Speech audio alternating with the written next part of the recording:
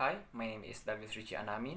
My matrix number is 74628 and my supervisor is Professor Dr. Katina Binti Ayub.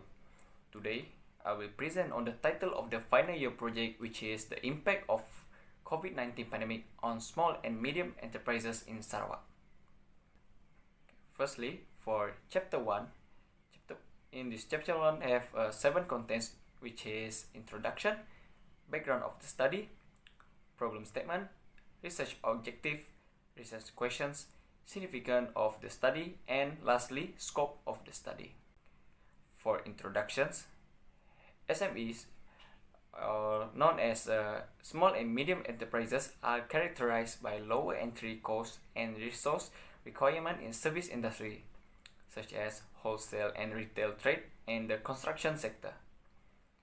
Despite the current global and domestic economic turbulence, Malaysian SMEs remain resilient with an increase of 7. Due to this situation, the Malaysian government has introduced various policies for SMEs to intensify the growth of SME entrepreneurs who play a vital role in increasing employment, improving the nation's GDP, and providing a safety net, particularly for those affected by the economic crisis. This study explored the effect of COVID-19 on SMEs performance in Sarawak based on the selected variables such as reduction in sales and profit, uncertain supply chain activity, operating hours, and unstable market demand. Background of the study. According to the statistic provided by the Malaysian Department of Statistics, there were a total of 523,182 businesses in Malaysia in the year 2003. Of these, small and medium-sized enterprises made up the majority of the total overall number of establishments classified as SMEs. The micro establishment account for more than 3/4 of the total number. They are most prevalent in the service industry and the agricultural sector, which each account for 80. The manufacturing sector was found to be the most essential of the 3 components for small and medium-sized enterprises. Next is problem statement. For problem statement, small and medium-sized businesses need to take into account the incentive limits and uncertainties that smaller enterprises face and realize that these elements are different from those that larger firms face. For the small organization, external uncertainty has affected the most, such as lack of power and influence in the marketplace, larger customer, and vulnerability. The changes in environment pose a challenge to the SMEs, which limits their abilities to maintain their position against larger organizations. Research objectives. The purpose of the study was to determine performance for small and medium-sized businesses in Sarawak. The importance of the research lies in the fact that it will add something of value to the existing body of knowledge on the subject of human resource development and practice. In particular, for the application, the findings of this study will shed light on the significance of performance in small and medium-sized enterprises in Sarawak. This is because the country's significant economic development has made it largely reliant on the manufacturing industry. The small organization receive major challenges from larger firms whose command of resources and global reach can be significant.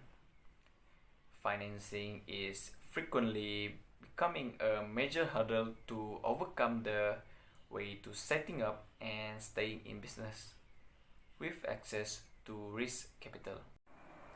Research questions. Research question 1. Does reduction in sales and profit affect the performance of small and medium enterprises in Sarawak? Secondly, Does uncertain supply chain affect the performance of small and medium enterprises in Sarawak? Thirdly, does operating hours affect the performance of small and medium enterprises in Sarawak? And lastly, does unstable market demand affect the performance of small and medium enterprises in Sarawak? Significance of the study. The purpose of this study is to extend previously acquired understanding of HRD, with a particular focus on the rapidly growing component of the industrial sector known as SMS. Universities, multinational corporations, private companies, private firms, government organizations, and the larger businesses were typically involved in the HRD studies. To answer the aforementioned argument in an effort to broaden our understanding of HRD in Sarawak small and medium enterprises. Scope of the study. COVID-19 pandemic has given big impacts to every small and medium enterprises in Sarawak. This scope of the study is very important as it is conducted to examine the impact of COVID-19 pandemic on small and medium enterprises in Sarawak. This study covers every small and medium enterprise in Sarawak. A survey will be carried out to every Sarawak citizen, and respondents are randomly selected. Done for chapter 1. Next is chapter 2, which consists of broad concept, underpinning theories, conceptual framework, and hypothesis development. Broad concept have had elements which is safety and health environment, difficulty faced by employers, risk assessment in workplace, management and safety and health, communication and safety and health, Herzberg two-factor theory, the dominant safety theory, and lastly Maslow hierarchy of needs theory. Underpinning theories. There are two variables discussed in this study, which are independent and dependent variable identified. The independent variables include a reduction in sales and profit, uncertain supply chain operating hours, and unstable market demand. This study developed a model for performance of small and medium enterprises in Sarawak based on theory associated with planned behavior. Using TPB, the following model is developed and tested as shown in Figure 1. Conceptual framework. In this conceptual consists two variables, which is independent variable and dependent variable. In this figure, I choose for independent variable the independent variable that is reduction in sales and profit, uncertain supply chain operating hours, and also unstable market demand. And for the dependent variable is the performance of small and medium enterprises in Sarawak. Hypothesis development. Hypotheses are precise forecasts of a new occurrence that must be observed to establish whether or not they are accurate based on a specific theory as defined by one definition. Besides a prediction based on the theory, some hypotheses are theoretical, and a theory is developed only after a collection of observations has been made. Next is chapter 3, which contains research design, population and sampling procedure, instrument development, data collection, data tabulation and testing, and also data analysis. Research design. Data were gathered using a questionnaire, and statistical analysis was carried out using the quantitative research method applied in this study. The Likert scale and nominal scale were employed to convert the respondents' opinion into numerical data and categorize them into categories as in most quantitative research. Population and sampling procedures. Population. Population is the group of individuals that the intervention intends to conduct research in and draw conclusions. Sampling is a group of people, institutions, places, or phenomena that are source of information needed by the researcher.